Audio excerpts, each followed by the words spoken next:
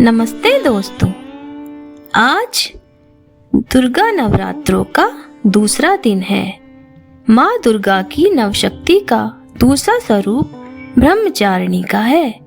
यहाँ ब्रह्म से अर्थ तपस्या से है। माँ दुर्गा का यह स्वरूप भक्तों और सिद्धों को अनंत फल देने वाला होता है। इनकी तपस्या से तप, त्याग, वैराग्य, सदाचार और संयम की वृद्धि होती है। आओ अब ब्रह्मचारिणी देवी की कथा का वर्णन करते हैं। ब्रह्मचारिणी का अर्थ तप की चारिणी यानी तप का आचरण करने वाली देवी होती है। देवी का यह रूप बहुत ही भव्य है। देवी के दाएं हाथ में जप की माला है और बाएं हाथ में कमंडल धारण किए हुए है।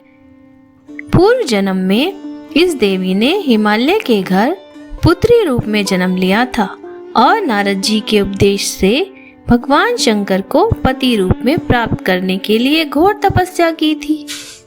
इस कठिन तपस्या के कारण इन्हें तपचारिणी अर्थात ब्रह्मचारिणी नाम से कहा गया। 1000 वर्ष तक उन्होंने केवल फल फूल खाकर ही बिताए और 100 वर्षों तक केवल जमीन पर रहकर शाक पर निर्वाह किया। कुछ दिनों तक कठिन उपवास रखे और खुले आकाश के नीचे वर्षा और धूप के घोर कष्ट सहे। 3000 वर्षों तक टूटे हुए बिल्वपत्र खाए और भगवान शंकर की आराधना करती रहीं। इसके बाद तो उन्होंने सूखे बिल्वपत्र खाना भी छोड़ दिया।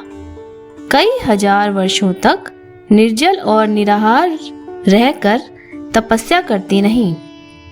पत्तों को खाना छोड़ देने के कारण इनका नाम अपर्णा भी पड़ गया। कठिन तपस्या के कारण देवी का शरीर एकदम क्षीण हो गया था।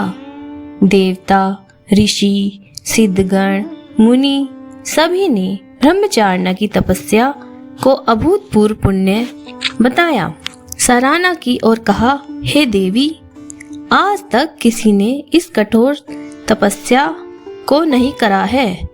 यह तुम्ही से ही संभव हुई थी।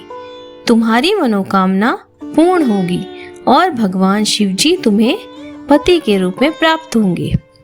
अब तपस्या छोड़कर घर लौट जाओ। जल्द ही तुम्हारे पिता तुम्हें बुलाने आ रहे हैं। इस देवी की कथा का सार यह है कि जीवन के कठिन संघर्षों में भी मन विचलित नहीं होना चाहिए। माँ ब्रह्मचारिणी देवी की कृपा से सब सिद्धि प्राप्त होती है। बोलो देवी मैया की जय।